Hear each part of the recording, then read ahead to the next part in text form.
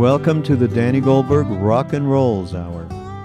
In this podcast, Danny shares his longtime connection to the path of the heart, as well as his very engaged life of social activism. If you are interested in supporting Danny's podcast, please go to BeHereNowNetwork.com/Danny. Hi, this is Danny Goldberg. This is Rock and Rolls, and this is the return of Eric Alterman, Nation columnist, author of many books, and teaching a course now about Jewish thought. And I wanted to hear about it, and it seemed to me that it relates to the kind of things I try to talk about on this thing. So what are you teaching? Well, I'm teaching this class called Modern Jewish Thought. And it begins from the presupposition that Judaism was a sort of closed system for 1,000 or so years. I mean, more than that, actually, but a long time. And then the Enlightenment, and it came slowly to Jewish thinkers. There was something called the Haskalah, which is the Hebrew term for Jewish enlightenment. Let me just stop for a minute. When you say it was a closed system, what does that mean? Well, in the pre-modern world, everybody lived in sort of communities that were ruled internally. They were they weren't necessarily citizens of countries. They were citizens of particular communities, and the Jews, it's never clear if Jews were a religious community or a people, a national community, but they were always separated from the other citizens of wherever they happened to be. And then a couple things happened. One is you had the beginning of the Enlightenment. Actually, in my view, began with a Jew, Baruch Spinoza, in Holland, who said he no longer wanted to be part of the Jewish community. Well, no, he said that he no longer, he wasn't going to live according to the laws of the Jewish community. He was going to live according to the laws of nature as he understood them. His God was nature, and he was excommunicated from the Jewish community of his local Jewish community. He's the first Jew, well, maybe not the first, but he was excommunicated for his beliefs. And many historians date the origin of the Enlightenment to Spinoza's original writings, the origins of the entire Enlightenment. And so you had, first of all, you had nationalist revolutions in all across Europe, beginning with the French Revolution. And then you had the intellectual revolution of the Enlightenment. And this opened up these Jewish communities, which had been ruled by the rabbis, the local rabbis, to new thoughts and new opportunities. And the course I'm teaching is about the clash between the old habits of thinking of Jews historically and the new ideas that they were, on the one hand, experiencing, and on the other hand, bringing into being themselves. Because a lot of the great thinkers, I would say, a significant proportion of the great thinkers of the 20th century were Jews who were applying traditional modes of Jewish argumentation and thought to the new ideas that were floating around by virtue of the Enlightenment and the new organization of peoples. Could you give some examples? Well, the most obvious examples, the ones that everybody uses, are Freud, Marx, and Einstein, who revolutionized the way people of the 19th and 20th century thought about almost everything. And they were all Jews whose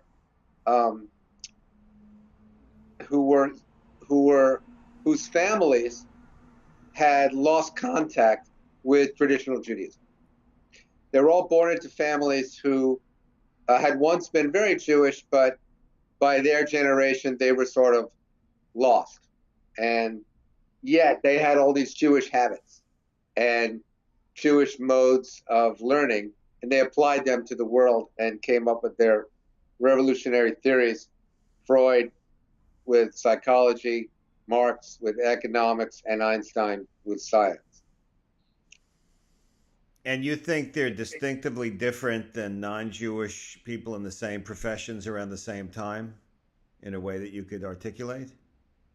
Well, I hold a lot with a thinker named Isaac Deutscher, who was a Marxist historian who wrote an essay. This essay didn't come out until 1968, but it's called The Non-Jewish Jew. And it's about thinkers like this. Kafka would be another very good example of someone like this. And Isaac Deutscher said that he defined the non-Jewish Jew as someone who was twice alienated from their surroundings and their nationhood because of being Jewish, but also alienated from Judaism because they no longer could hold to the ancient teachings. And the fact of being twice alienated allowed them to see things that other people in their society couldn't see, and that is the fertilizer that created these Jewish minds that became revolutionary thinkers in whatever field they happened to be. As you know, I didn't study Jewish history or Jewish religion growing up, but some of it seeped in through my parents and through whatever little reading they did to try to connect me with the tradition. And to me, one of the main concepts that made somebody Jewish was the idea of no idol worship. That's, they were always being told by kings or pharaohs to worship them, and they would not, because they wouldn't. There was nothing between them and God. No idol worship. And yet it seems like the power of rabbis became like idols. Is this part of the conflict that gave rise to these people? No, I don't agree with what you just said about rabbis at all. But I'll get to that in a minute. I would say like a rabbi that would throw Spinoza out.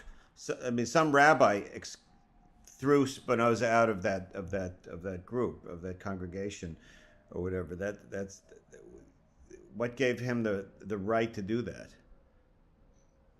Well, it wasn't one rabbi. It was a sort of board of rabbis. But let's not get to that yet. Okay. I want to speak to the first part of what you said about what distinguishes Judaism.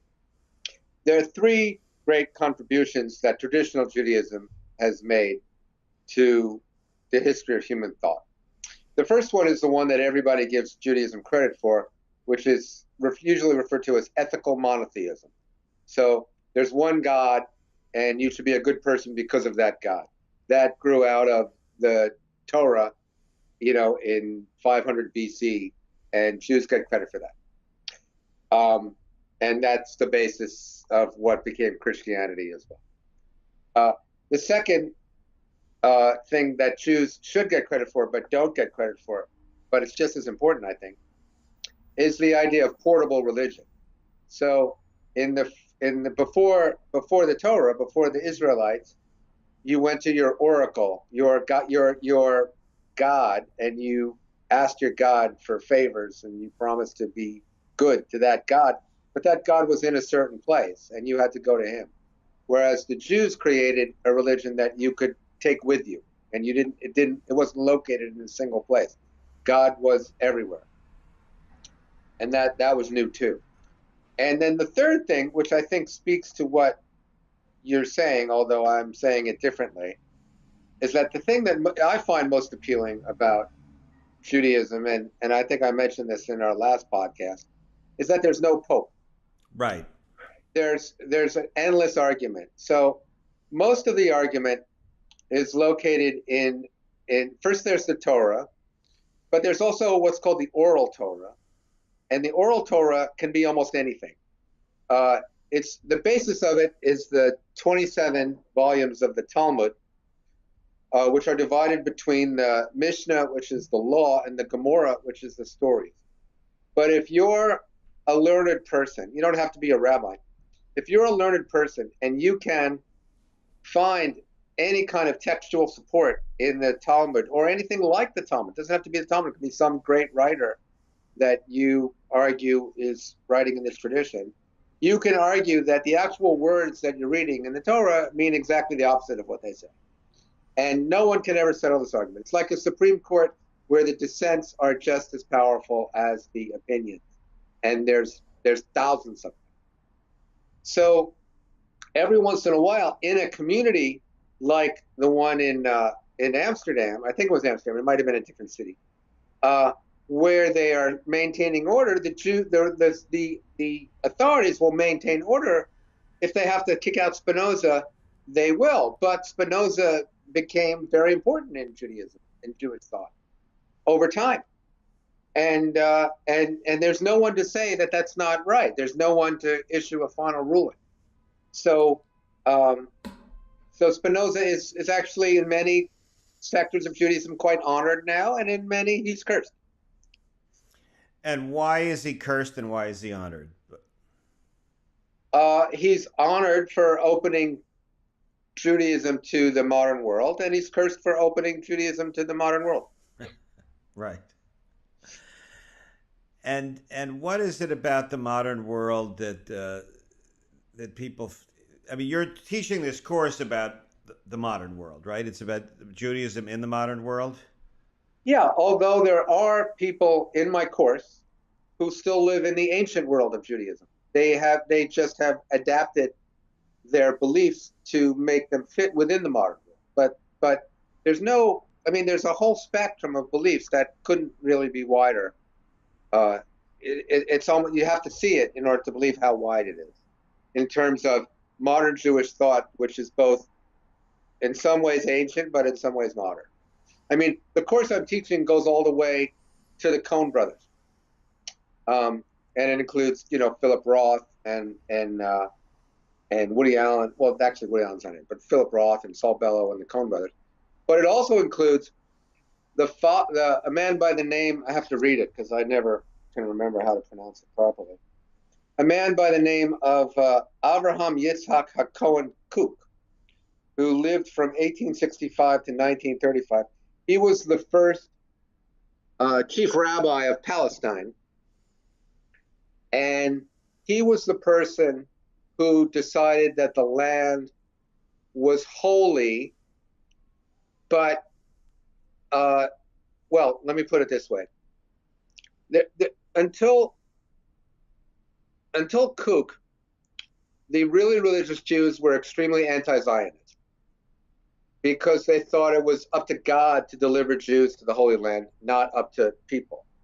And by trying to push this process, you were offending God and you were being anti-Jewish. And this first rabbi of Palestine, Rev Kook, he said, actually, the Zionists may be anti-religious themselves, and they may not know it, but they're actually part of God's plan.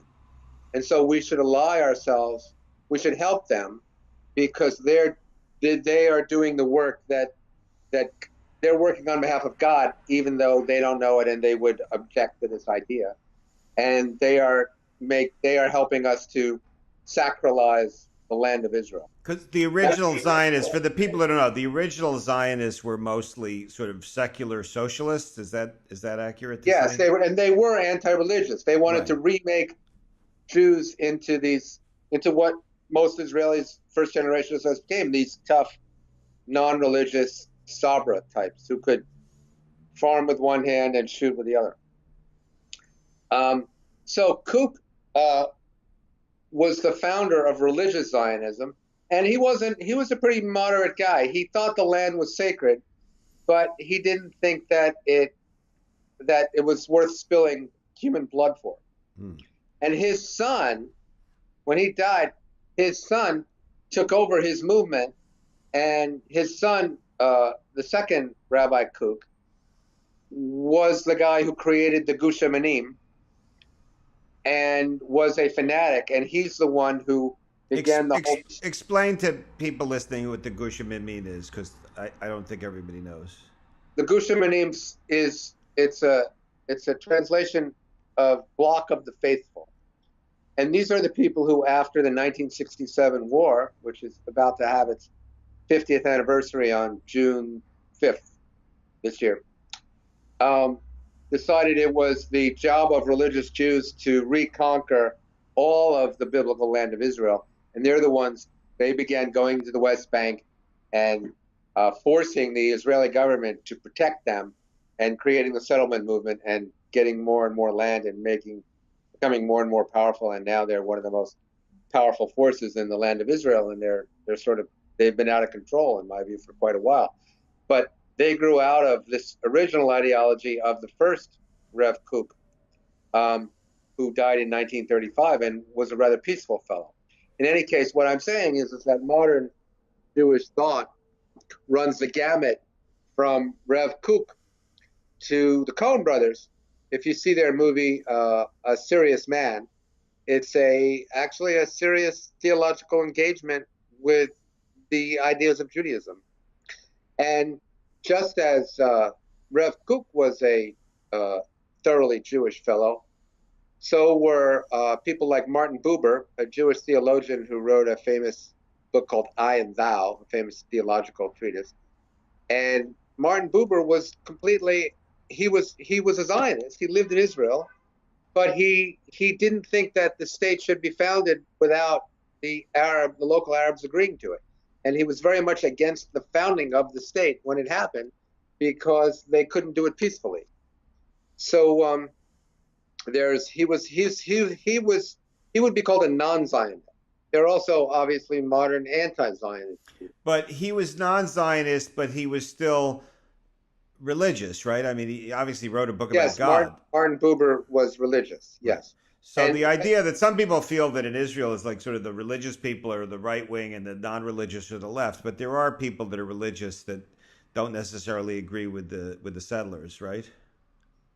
Those people have by and large disappeared, I would say. There's a small group of those people, but they're not numerically significant. Anyway, what I'm trying to say is that in Karl Marx and Sigmund Freud and Franz Kafka, you can find traces of Jewish argumentation and Jewish modes of thought, certainly in Freud. Freud became somewhat religious in his later life. But they clearly grew out of the conflict between the modern experience of the Jews and ancient Jewish traditions. And then on top of that, you have to overlay these two enormous historical phenomena, which are the Holocaust and the founding of the State of Israel.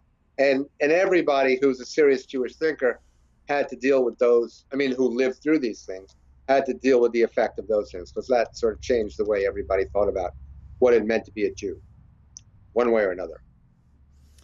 And just to sort of widen the spectrum a little bit, a lot of the people who listen to this and other podcasts on the network are interested in Buddhist and Hindu traditions, and it is notable that an overwhelmingly high percentage of the sort of American Buddhist teachers came from Jewish families. Joseph Goldstein, Sharon Salzberg, Ram Dass, Bernie Glassman. It's got to be 2/3 or more of them. Is that in the same category for you as sort of Marx and Freud and Einstein? Oh, well, I don't know enough about those people. I could talk about Leonard Cohen that way. Okay. Leonard Cohen never felt, he was always a Jew by personhood and by religion. He always said, I have a perfectly good religion, I don't need to find another one. And yet he lived in a monastery for, 8 years? Yeah. And put himself in the service of this monk. And then he went to somewhere, he left and he lived in another place, doing similar things. I don't remember the details of that one. And because Leonard Cohen, I think also to some degree, although I'm not as familiar, I guess you are, with Allen Ginsberg, they both found a kind of nexus between Jewish belief and various Eastern mystical beliefs, the Jubu notion. Correct. Now, there's also a very important Jewish mystical strain in the Zohar, where that's been adopted by a lot of non-Jews like Madonna and so forth. The red people who wear the red thing. And actually, I've always been kind of curious why Jewish people who are mystically inclined than Jews did not spend more time studying that, because I think that it's an incredibly rich. To me, I don't, as you know, as I said before, I don't really have a mystical bone in my body, but I do find it intellectually fascinating, and there's an enormous riches of writing there, and I think a lot of the mystical writings, I don't know. I mean, I don't know enough about Eastern mysticism. I think what happened sort of to the baby boom generation, people who turned to Eastern religions, one of the reasons they were attracted to those traditions were precisely because it was not the tradition of their parents or grandparents. And so it didn't have any of the baggage of the way they grew up, and they could just see the intellectual and spiritual tradition separate and apart from, childhood issues. So and then other people gravitated towards Kabbalah and other mystical traditions because they felt it was a way of integrating the way they grew up and a yearning for this mystical thing. But I think a lot of people, a friend of mine who's been on this podcast, David Nichtern, teaches is a Buddhist teacher, and he says in Japan, a lot of young Japanese want to study anything except Buddhism because it's they associate it with the way they grew up, their parents and grandparents. So I think that's part of it. Yeah. Although I would say there's also there's really a tradition of secular people who are raised as secular Jews embracing these Jewish mystical traditions of late. I think the numbers are significant. People, the poster boy for this is Matisyahu. Yeah. But there are, I'm constantly meeting, particularly in Israel, people who have found them, people who a generation earlier would have done what you're talking about, but have actually returned to a much more enclosed Jewish world through these mystical aspects of Judaism. So this is what I mean. The last thing I want to say about it is that the thing, since I started studying Judaism in a semi-serious way, maybe 10 years ago or 12 years ago, I've found that there's a whole universe there, and there's no way really to define it. There's nothing. You can't say that this is Jewish, this is not Jewish, or this is Jewish about most things. There's very few things that you can't fit into this universe, I guess is what I'm saying. Right. Well, it's like the hippies, like we always say, it's all one. No, but that's the great thing about Judaism. It's not one. It's actually infinite. But it's definitely not one. Monotheism. The mono means one, doesn't it? Well, no. I guess it's the slogan of the United Jewish Communities, used to be called the UJA, the UJPO, is "We are one." And I am a fanatic on the argument we are not one. We are many, and we are endlessly arguing. We are nothing but conflict, internal conflict for many, many centuries. And that's what's so great about it, that it's a conflict, and it's a conflict that's based on intellectual argument. You win by having the better argument. And nobody gets to decide that somebody's the winner merely on the basis of arbitrary authority. That's the difference between rabbis and priests, by the way. Rabbis are just learned men. They have no particular hotline to God. Your relationship to God, whatever you define God to be, is between you and God. The rabbi does not. He's not an intermediary the way a priest is. Well, then how could they throw Spinoza out?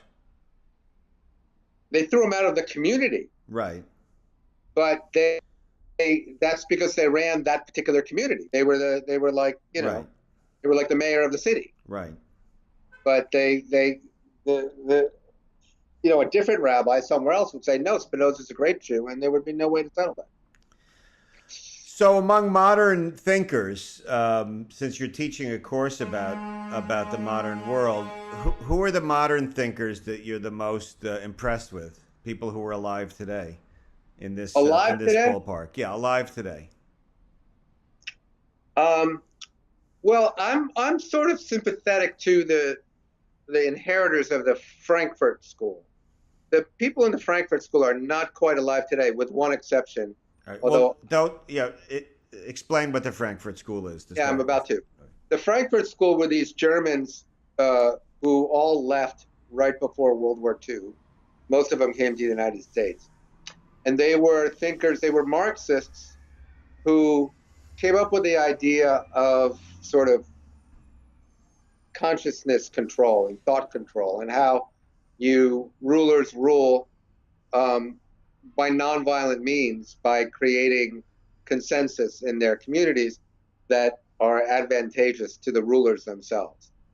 The main thinkers were Theodor Adorno, Max Horkheimer, and Walter Benjamin. Those are the three people that I taught in this class.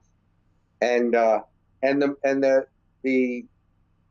next generation, the last great Frankfurt School thinker is a man I admire a great deal. I've met him once or twice, Jürgen Habermas, who is in Germany, and he's considered the great social democratic theorist of liberalism today. And he's studied very actively in universities today, and he's I guess his star has dimmed a little bit because he's very much associated with the European community. But he's one of the great theorists of democracy, and he's considered. He talks about the necessary means of social democracy through collective space, like places where people can meet and speak about their values, and also organizations like NGOs and so forth where civil discourse can take place. So I like those guys because they help me understand the world I live in very well. The modern Jewish thinkers, like the authors of this textbook I'm using called Makers of Jewish Modernity, that I most admire today are the novelists, like Saul Bellow, who died recently, I guess in 2006, Philip Roth, and other Jewish writers who are grappling with sort of the details of everyday life. There are no great Jewish theorists living today. That moment is over, because like I said, it grew out of this conflict, which took place in the mid-19th century, and it's kind of played out now. Jews have become, at least in America, like everybody else. There's nothing particularly distinctive about being Jewish in America anymore, because America has become a nation of various communities. That you can be Jewish, you can be Asian. I've always been fascinated by the difference. America embraced both Woody Allen and Larry David as entertainers, but Woody Allen was embraced because he was bringing this.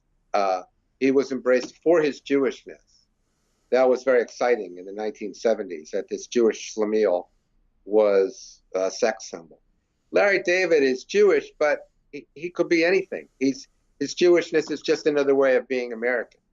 Well, but he comments on Judaism a lot over the course of the show. He seems to have a lot of anger towards Orthodox Jews. That's an ongoing theme. Right, but the show is not for Jews. The show is the non-Jews who watch that show just see Judaism, just see these as kind of jokes about a certain people. There's nothing threatening or new about it. It's just Jews are just completely accepted. It's like Larry David and that guy, I can't pronounce his name, Asnar. You know what I mean? The guy who's got his own. He's got that. He used to be on. The Office or Parks and Recreation, Oh and now yeah, Aziz Ansari. right, that guy. They're kind of equivalents. One is Indian, one is Jewish. Or Mindy. I love Mindy. And Mindy makes fun of her Indian background. She dresses really sillily. Her parents are kind of comical. The same way Larry David makes fun of his background. It's just everybody's got a background. Whereas Jews used to be a big problem, and they weren't allowed to be Jewish. They weren't allowed to be both Jewish and whatever they were. They had to choose. Now you no longer have to choose, and that path was plowed by people like Saul Bellow and Philip Roth and Woody Allen, and now this battle has been won. And where does Bob Dylan fit into this? Well, Bob Dylan he's a non-Jewish Jew. He was brought up very much in the bosom of the Jewish community in Hibbing, Minnesota. He went to Jewish summer camp. He was bar mitzvahed. And then he embraced this mythical American persona. You know, he made up that he had been a hobo and came from the West and so forth, created a new name for himself. And yet his art is very much tinged with the Bible, with the Torah, and you can see also some of it in the cadences. So he has this. I mean, Bob Dylan is kind of a miracle, given how much of this knowledge he imbibed and can translate into his lyrics. I don't know when he had time to learn it all. Robbie Robertson talks about this in his memoir, that it's just amazed at Bob Dylan's store of knowledge. And this is it's almost Jungian in that he has this. It's like the collective unconscious is speaking through Dylan's poetry, but it's at least partially, I would say significantly, a Jewish collective unconscious. Okay, and so now with all of this study that you do, obviously you're professionally best known as a liberal columnist and writer, and you know, we have a moment in America where you know, very powerful Jewish advisor to the President of the United States. How do you see Jared Kushner as part of this tapestry? How do I see Jared Kushner as part of this tapestry? I'm not going to answer that. Okay. I don't think about Jared Kushner. All right. Well, listen, I appreciate very much your sharing this with me and the people listening to this.